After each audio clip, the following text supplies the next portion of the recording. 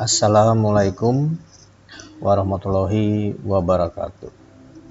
Selamat pagi, salam sejahtera untuk kita semua. Adik-adik mahasiswa peserta kuliah mata kuliah Hukum Acara Perdata, pagi hari ini saya akan membicarakan suatu topik yang sangat penting di dalam rangka penyelesaian perkara perdata di pengadilan. Bagi pihak-pihak penggugat dan tergugat, kalau ingin ada pendamping, advokat, lawyer, ya tentu advokat dan lawyer tadi untuk bisa bertindak untuk atas nama penggugat maupun tergugat memerlukan surat kuasa khusus. Oleh karena itu, topik yang akan kita bicarakan pagi hari ini adalah surat kuasa khusus.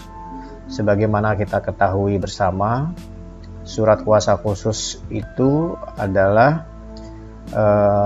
suatu perjanjian, ya, pemberian kewenangan untuk mengurus sesuatu, ya, dari pihak prinsipal, penggugat atau tergugat kepada lawyernya.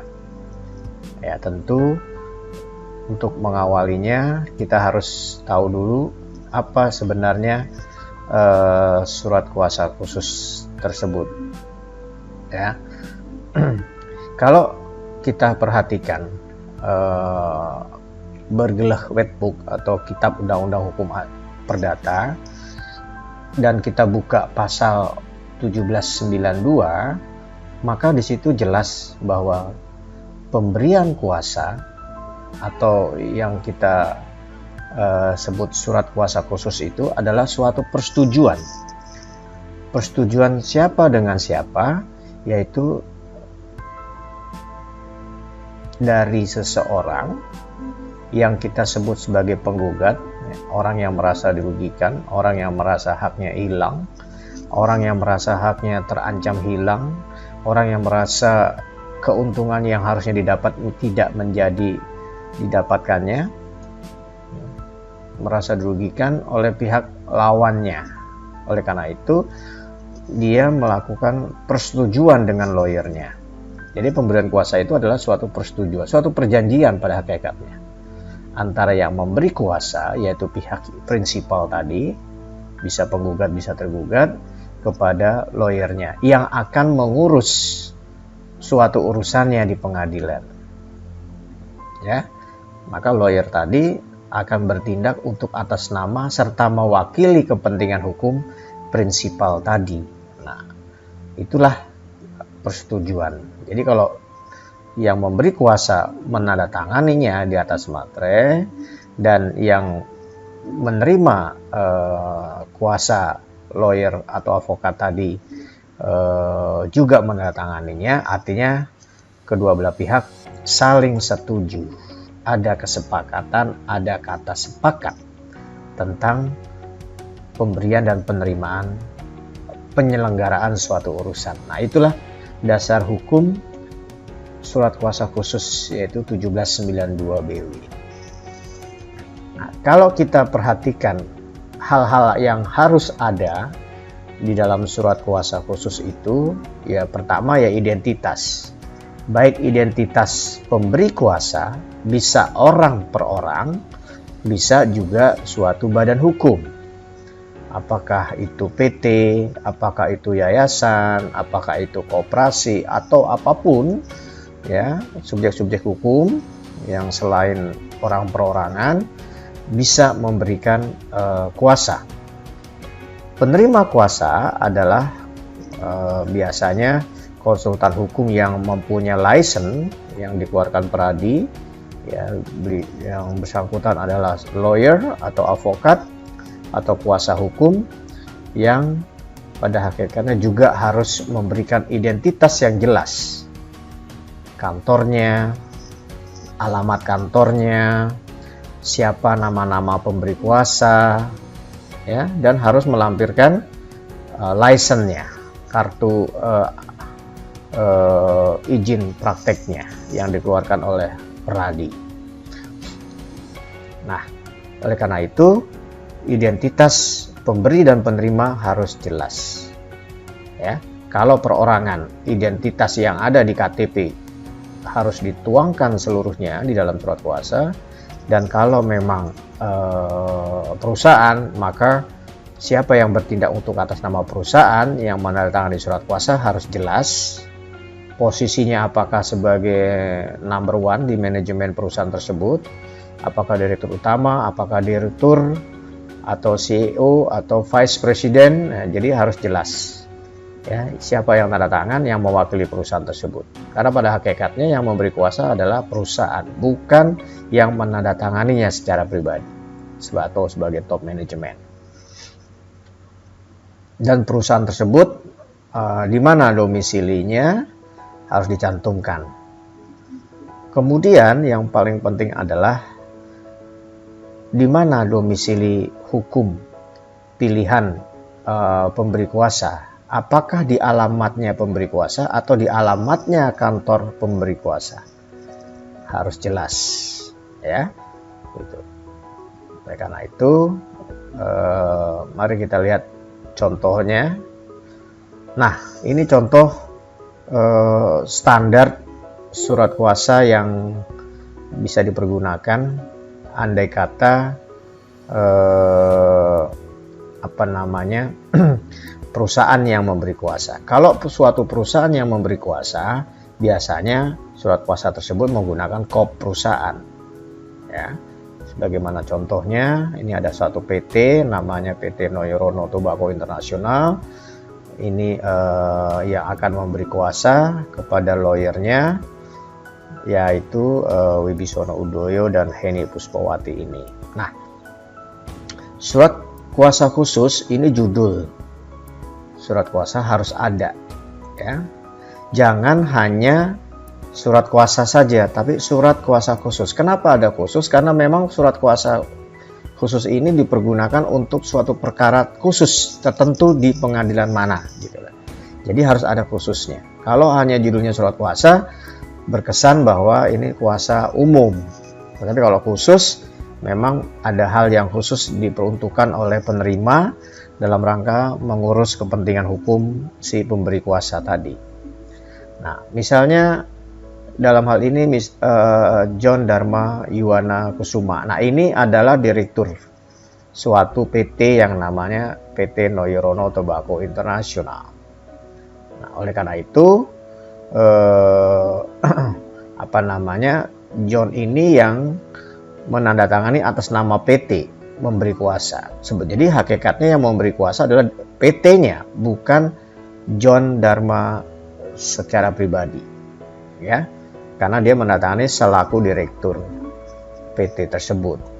Nah, PT ini karena memang didirikan berdasarkan Undang-Undang Republik Indonesia yang kedudukannya di Jawa Tengah, di Jalan Sudirman 86B, Kudus, Jawa Tengah. Oleh karenanya, direktur tadi bertindak untuk atas nama serta mewakili kepentingan PT, yaitu PT Noyorono ini, ya, dan untuk selanjutnya disebut sebagai pemberi kuasa. Jadi pihak yang memberi kuasa adalah perusahaannya, bukan John Dharma Yuwananya secara pribadi. Nah, ini judul, identitas pemberi kuasa sangat penting, dan pilihan domisili hukum. Nah, pilihan domisili hukum ini sangat penting karena akan menentukan korespondensi pengadilan terhadap penggugatnya ini. Ya, bisa memilih domisili hukum di kantor PT Noyorono, bisa di kantor kuasa hukumnya. Nah, di sini sebagai contoh memilih domisili hukum di kantor lawyernya. Siapa lawyernya? Yaitu dua orang lawyer ini yang punya license, ya, sebagai pihak yang menerima kuasa. Jadi yang menerima kuasa dua orang lawyer ini, bukan kantor hukumnya. Ya, yang menerima kuasa bukan kantor hukumnya, tetapi kantor hukum dan alamatnya perlu dicantumkan, bukan sebagai penerima kuasa, tetap yang menerima kuasa ada lawyernya yang punya license ini. Di samping hal yang penting lainnya di dalam surat kuasa, yaitu pencantuman hak substitusi dan hak retensi, ya, yang diberikan oleh pemberi kuasa kepada dua lawyer ini. Apa itu hak substitusi? Hak untuk menggantikan posisi lawyer dalam menangani perkara ini apabila pada suatu saat kedua lawyer ini berhalangan, sehingga si kedua orang lawyer ini bisa meminta tolong ke rekannya lawyer lain, baik yang ada di kantor itu maupun yang ada di luar kantor, untuk memberikan hak substitusi menggantikan pada agenda persidangan tertentu kepada lawyer yang lain. Demikian juga hak retensi, hak yang diberikan oleh pemberi kuasa kepada lawyer untuk bisa lawyer tadi menahan dokumen-dokumen penting, ya, milik pemberi kuasa yang peruntukannya untuk pembuktian, untuk sementara ditahan apabila, ya, kewajiban pemberi kuasa terhadap penerima kuasa belum dilaksanakannya, ya. Maka hak untuk menahan dokumen itu yang disebut dengan hak retensi, ya, berkaitan dengan belum terselesainya seluruh kewajiban PT ini terhadap penerima kuasanya. Ya, itu hak yang juga penting, ya. Kemudian karena alamat dan nama kantor lawyer keduanya ini pihak yang menerima, ya, tapi sekali lagi bahwa yang menerima adalah lawyernya, bukan law firmnya. Dan dua orang ini disebut sebagai penerima kuasa, baik secara sendiri-sendiri maupun secara bersama-sama disebut sebagai pihak penerima kuasa. Jadi yang menerima kuasa bukannya law firm, tetapi dua lawyer ini. Kemudian di dalam surat kuasa tadi ada bagian yang sangat khusus, ya, inilah kekhususannya dari surat kuasa tadi, di mana tercantum di sini si pemberi kuasa, ya, kepentingan hukumnya akan diselenggarakan atau diurus oleh penerima kuasa khusus untuk mengajukan gugatan. Jadi si lawyer tadi akan mengajukan gugatan mewakili kepentingan hukum penggugat dan mengajukan gugatan perdata niaga atas penggunaan merek dagang Rockmile tanpa hak terhadap. Nah, jadi tergugatnya adalah PT Bokormas ini. Pada posisi tergugat, alamatnya di Jalan Pahlawan 29 Mojokerto, Jawa Timur. Di mana gugatan ini akan diajukan di Pengadilan Niaga pada Pengadilan Negeri Surabaya. Nah, ini ada beberapa hal yang penting yang harus ada dan dicantumkan di dalam surat kuasa agar surat kuasa ini baik formalitasnya dan substansinya benar, ya. Harus mencantumkan jenis gugatannya, siapa tergugatnya, di mana tergugat itu berdomisili, dan di pengadilan mana gugatan ini diajukan. Nah, hal-hal itulah yang harus tercantum di bagian khusus ini. Nah, inilah ciri surat kuasa khusus, ya. Di samping itu, di bagian akhir, ya, pemberian kuasa ini dicantumkan beberapa tindakan-tindakan atau perbuatan-perbuatan hukum yang boleh dilakukan oleh penerima kuasa berkaitan dengan pemberian kuasa dimaksud. Misalnya, membuat, menandatangani, dan mengajukan surat-surat, menghadap pejabat-pejabat yang berwenang di lingkungan pengadilan niaga yang ada di Pengadilan Negeri Surabaya. Kemudian membuat dan menandatangani serta mengajukan gugatan, ya, dan sebagainya yang terperinci di sini, ya, sebagai tindakan-tindakan yang masuk lingkup yang bisa dikerjakan oleh penerima kuasa. Demikian juga di bagian akhir dicantumkan ya, selain perbuatan di atas juga boleh melakukan segala tindakan hukum yang dianggap perlu dan berguna bagi kepentingan hukum pemberi kuasa. Boleh dilakukan oleh penerima kuasa selama berkaitan dengan gugatan dimaksud. Ya. Kemudian di bagian akhir di surat kuasa tadi akan dicantumkan tanggal, bulan, dan tahun penerbitan surat kuasa. Kemudian siapa pihak yang memberi kuasa, yang tadi ya, si Pak John tadi, di atas materai dia tanda tangan, setengah di atas materainya tanda tangannya, dan setengah lagi di bagian kertas putihnya ini. Ya, dicantumkan bahwa John bertindak untuk atas nama serta mewakili kepentingan hukum PT Noyo-Rono sebagai prinsipalnya, sebagai penggugatnya. Ya, ini PT-nya inilah penggugatnya, bukan John-nya secara pribadi. Dan tanda tangan penerima kuasa tidak perlu ada materainya, ditanda tangan oleh Wibisono Udoyo dan Heni Puspawati. Nah, dua lawyer ini baik secara sendiri-sendiri maupun secara bersama-sama sebagai pihak yang akan mengurus kepentingan hukum pemberi kuasa. Nah, itulah adik-adik yang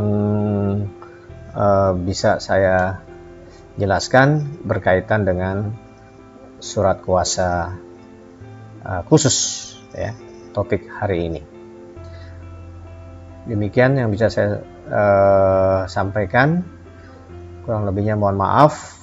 Wal taufik wal hidayah. Wassalamualaikum warahmatullahi wabarakatuh.